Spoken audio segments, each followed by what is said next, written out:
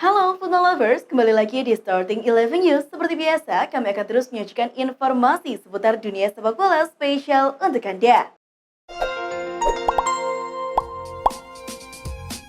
Erling Haaland akan menjalani libur panjang bulan depan sebab ia tak akan tampil di Piala Dunia 2022. Dengan jadwal padat menunggu setelah Piala Dunia 2022 berakhir, Manchester City membutuhkan Haaland dalam kondisi fit sepenuhnya. Oleh karenanya, Pep Guardiola selaku manajer City menitipkan pesan untuk pemain 22 tahun tersebut. Guardiola berharap Haaland tidak terlalu memforsir makan dan minum selama masa liburan yang dikhawatirkan akan mengganggu kondisi tubuhnya. Virgil van Dijk mengakui manajer Liverpool Jurgen Klopp kadang kehilangan ketenangannya dengan sang bek baru-baru ini mendapatkan omelan dari sang pelatih. Van Dijk mengakui kalau dia senang diteriaki Klopp saat sedang bermain, tapi terkadang Van Dijk ciut juga kena omelan manajernya. Saya tahu dia berteriak, tapi saya tidak mau melihat ke pinggir lapangan karena tahu dia pasti akan mengincar saya. Ya, seperti itulah, ujar Virgil van Dijk. Juventus bisa kehilangan salah satu pilarnya yakni Adrien Rabiot. Hal itu karena pemain berkebangsaan Prancis tersebut sampai saat ini belum juga perpanjangan kontrak. Kontrak Rabiot sendiri dikabarkan bakal berakhir pada Juni 2023 mendatang. Jika Bianconeri tak kunjung memberikan kontrak baru kepada sang pemain, maka dapat dipastikan ex-gelandang PSG itu bisa pergi secara gratis di bursa transfer musim panas 2023. Brighton and Hove Albion berhasil mempertahankan satu pemain bintangnya. Sang gelandang Alexis McAllister telah menandatangani kontrak 3 tahun baru dengan Brighton dengan opsi perpanjangan untuk 12 bulan lagi. Gelandang Argentina itu mengatakan, "Kami telah mendiskusikan kontrak baru selama beberapa minggu dan saya sangat senang semuanya disetujui dan ditandatangani," katanya dikutip Sky Sport.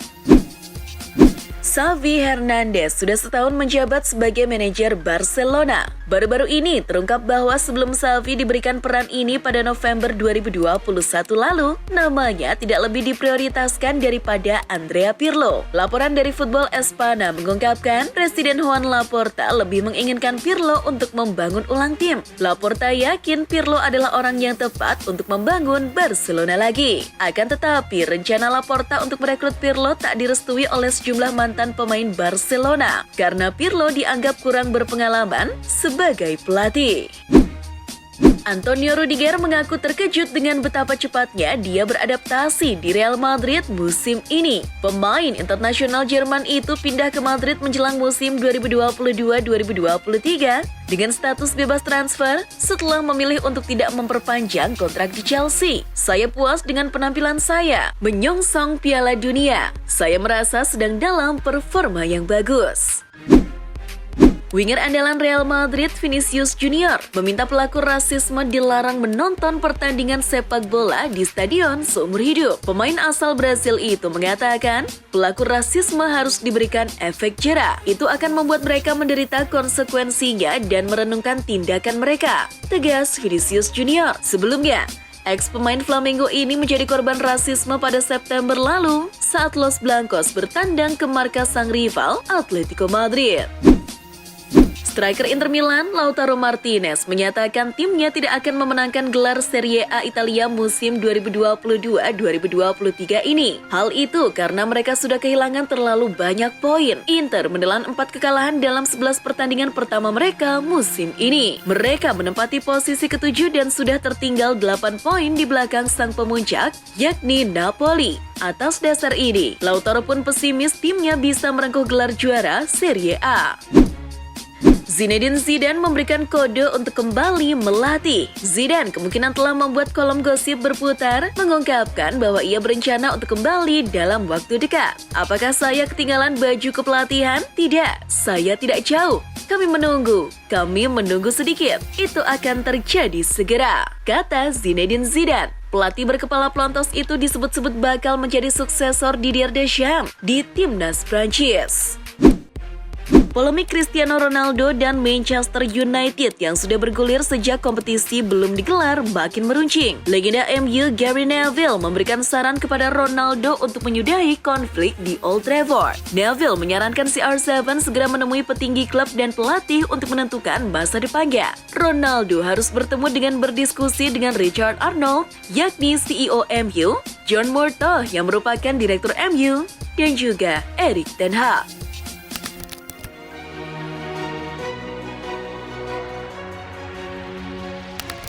Chelsea sukses memetik 3 angka saat bersua Salzburg di matchday 5 Grup E Liga Champions 2022-2023 di Red Bull Arena, Selasa 25 Oktober malam waktu Indonesia Barat. Mateo Kovacic membawa Chelsea memimpin di menit ke-23. Junior Adamu lalu menyamakan skor di menit ke-48. Kemenangan Chelsea lantas dipastikan berkat gol Kai Havertz di menit ke-64. Skor 2-1 bertahan untuk kemenangan The Blues.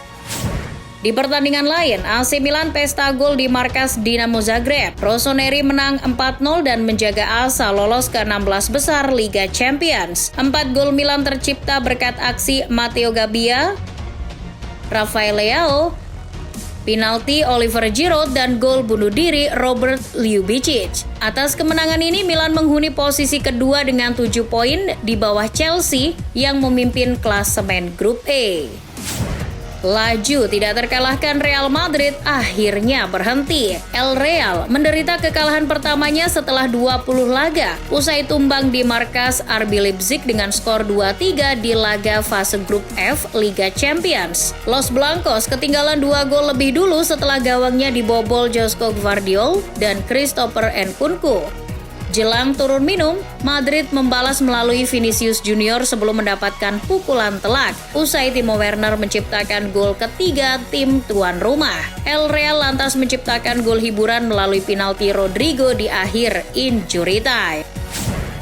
Di grup G, Borussia Dortmund mengunci tiket ke-16 besar Liga Champions 2022-2023. Hasil itu didapat setelah di Borussen menahan imbang Manchester City tanpa gol. Dalam laga yang digelar di Signal Iduna Park, kiper Dortmund berhasil menepis sepakan penalti Riyad Mahrez di babak kedua yang membuat City gagal untuk menang.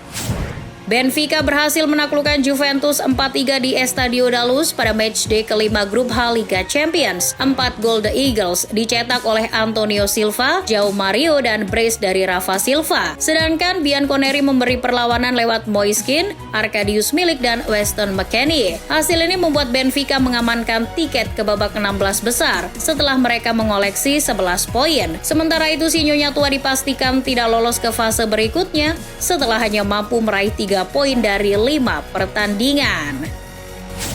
PSG kemudian menyusul Benfica menjadi wakil grup H di babak 16 besar Liga Champions. Tim berjuluk Les Parisiens itu menang telak 7-2 atas Maccabi Haifa. Kemenangan PSG dipastikan berkat aksi Lionel Messi yang menyumbang 2 gol, Kylian Mbappe juga mencetak 2 gol, Neymar, Carlos Soler, dan gol bunuh diri pemain Maccabi Haifa, Sean Goldberg. Sementara tim tamu mencetak 2 gol via Abdoulaye Seck.